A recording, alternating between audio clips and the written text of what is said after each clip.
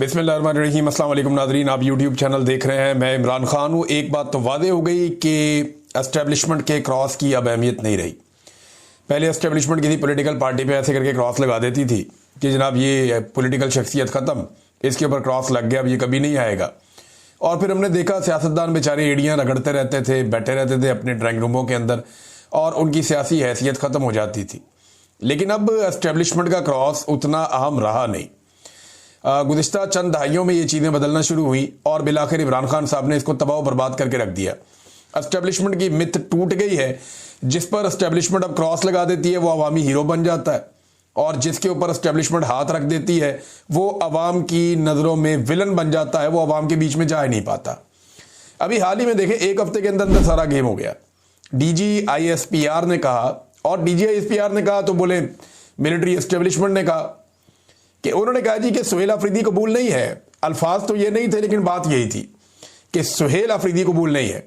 टाउटों ने नाच नाच के घुंघरू तोड़ दिए, लोगों ने बड़ी छलांगे मारी, ये कर वो कर, बहुत सारे लोगों ने दावे कर दिए बहुत बुलंदो बांग किस्म के। लेकिन हुआ क्या? मिलिट्री एस्टेब्लिशमेंट की मिथ एक मरतबा फिर टूट गई। सुहेल अफरीदी ने वजीर आला खैबर पख्तूनख्वा का हलफ उठा लिया, और हलफ लिया गवर्नर फैसल कुंडी ने, जिसने कुंडी लगाई हुई थी कि जनाब मैंने बुआ नहीं खोलना और मैंने किसी किस्म का हलफ नहीं लेना। ये ऐसा दिखाई दे रहा था, नीयत तो उनकी यही लग रही थी। वो कहते थे जी गंडापुर का तो इस्तीफा आया ही नहीं जी, वो तो इस्तीफा ठीक नहीं है जी, उसके ऊपर तो दस्तखत ठीक नहीं है जी, मैं तो इस इलेक्शन को नहीं मानता। फिर आकर उसी वजीर आला से हलफ भी लिया जिसके वो खिलाफ थे। अब DGISPR भी इनके खिलाफ बात कर चुके, लेकिन उसके बावजूद वो जीत गए, वो वजीर आला बन गए। अब ये एस्टेब्लिशमेंट सोचे कि उसके क्रॉस की वक़्त खत्म क्यों हो गई, क्योंकि देखिए माजी में एस्टेब्लिशमेंट जिसके ऊपर क्रॉस लगाती थी ना, पब्लिक भी उसके ऊपर क्रॉस लगा देती थी। हमने ये होता हुआ देखा है, चाहे लंबे अरसे के लिए नहीं लगता था तो उस वक्त तक के लिए कोई ना कोई ऐसी गेम हो जाती थी। अभी पाकिस्तान की पब्लिक बाशऊर हो गई है और वो पाकिस्तान की एस्टेब्लिशमेंट को गलत समझती है। वो ये कहती है कि इन्होंने सारे फैसले अपने मफाद में किए, अवामी मफाद में तो किए ही नहीं, हर दफा ये खुद कुछ ना कुछ कमा लेते हैं। तो इमरान खान साहब पे क्रॉस इन्होंने लगाया था तो 8 फरवरी को अवाम ने एक नया रिकॉर्ड बना डाला कि जनाब आपने इंतखाबी निशान भी नहीं दिया, कुछ भी नहीं दिया। इतनी सख्ती भी की लोगों ने, फिर भी इमरान खान ने जिस जिसके ऊपर हाथ रखा उन सबको जितवा दिया, और वो सिलसिला अभी तक जारी है। कैदी नंबर 804 जेल में बैठकर कहता है कि ये वजीर आला है, और DGISPR पेशावर जाके ऐलान करते हैं कि जनाब ऐसा कबूल नहीं है, और फिर कैदी नंबर 804 जेल से बैठकर जीत जाता है। तो सिस्टम के ऊपर तो रूल कर रहा है कैदी नंबर 804, और इस वक्त अवाम के दिलों पे भी कर रहा है। अगर अवाम के अंदर इमरान खान की मकबूलियत खत्म करनी है तो ये तरीकाकार जो एस्टेब्लिशमेंट ने अपनाया हुआ है ये तो ठीक नहीं है। इससे तो पब्लिक मजीद इमरान खान साहब के साथ खड़ी होती चली जाएगी। फजलुर रहमान साहब ने एक मरतबा फिर साबित किया कि उनका सारा सियासी तजुर्बा, बसीरत, ये सारी कहानियां हैं, वो सिर्फ एक मफामत के बादशाह के तौर पे याद रखे जाएंगे या फ़ायदे उठाने वाले सियासतदान के तौर पे याद रखे जाएंगे, और फजलुर रहमान साहब की कोई सियासी औकात बाकी बची नहीं। मुशर्रफ के साथ उन्होंने डील किया, गंद मारा, उसके बाद उन्होंने बाकी पॉलिटिकल पार्टीज के साथ वो इक़्तिदार में रहे। अपोजिशन में भी आए तो अपने आप को इक़्तिदार में रखा, अपोजिशन ने उनको इस्तेमाल किया। कल के बच्चों ने, मरियम ने और बिलावल ने फजलुर रहमान को आगे लगाया, उनके जरिए से रिजीम चेंज ऑपरेशन मुकम्मल करवाया, फौज को पीछे लगाया, और उसके बाद फजलुर रहमान साहब को टिश्यू पेपर की तरह इस्तेमाल करके बाहर फेंक दिया। यह है फजलुर रहमान साहब की टोटल सियासी औकात। उस वक्त से लेकर अब तक फजलुर रहमान साहब इक़्तिदार में भी रहना चाहते हैं और हुक्मरानों के साथ नाराज भी है कि तुमने मेरे साथ ज्यादती की है। अब उन्हें एकदम उम्मीद लगी कि एस्टेब्लिशमेंट क्योंकि नाराज है ना, देखिए मिलिट्री एस्टेब्लिशमेंट खुश नहीं है इमरान खान के फैसले से कि सुहेल अफरीदी को वजीर आला नामजद किया। फजलुर रहमान साहब को लगा कि सुहेल अफरीदी की जगह पे मेरा भाई बन जाएगा, क्योंकि एस्टेब्लिशमेंट ये होने नहीं देगी।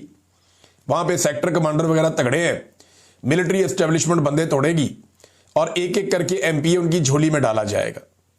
और उन्हें ये यकीन क्यों आया? जैसे उन्होंने खुद 26वीं आईनी तरमीम पास करवाई, उनको पता था कि ये गलत काम है, मैं कर रहा हूं, लेकिन उन्होंने किया और एस्टेब्लिशमेंट ने दबाव डालकर करवाया।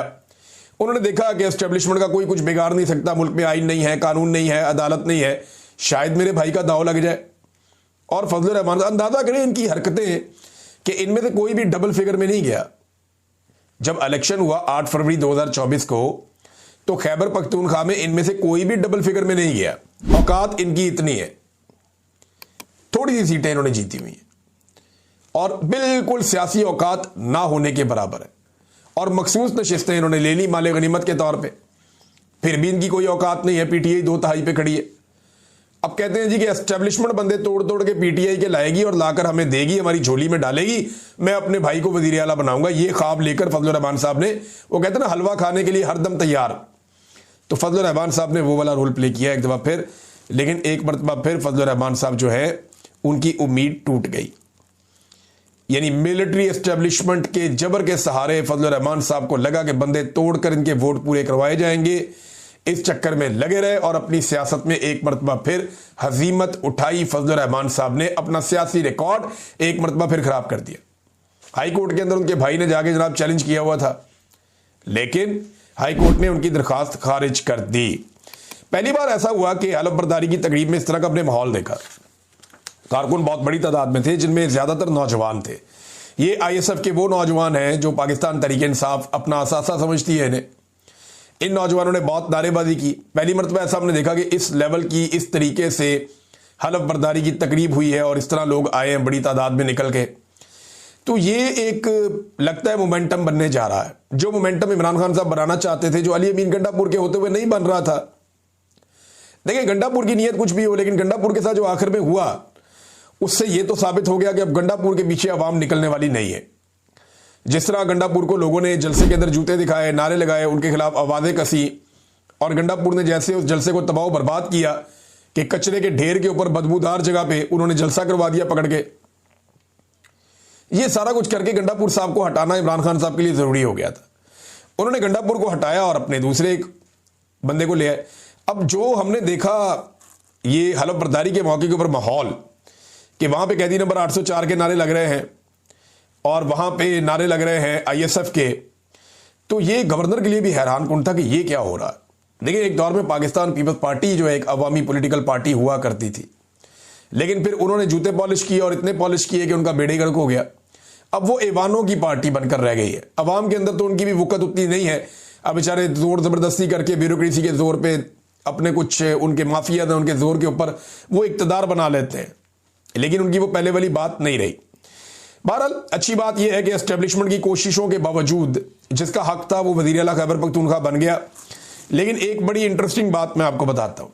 ख्वाजा आसिफ हो, ख्वाजा साद रफीक हो, राणा सनाउल्लाह हो, चौधरी निसार हो, अयाज सादिक हो, खुरम दस्तगीर हो, या कोई भी हो पीएमएल-एन में, ये जुनैद सफदर की गुलामी करेंगे आने वाले वक्त में।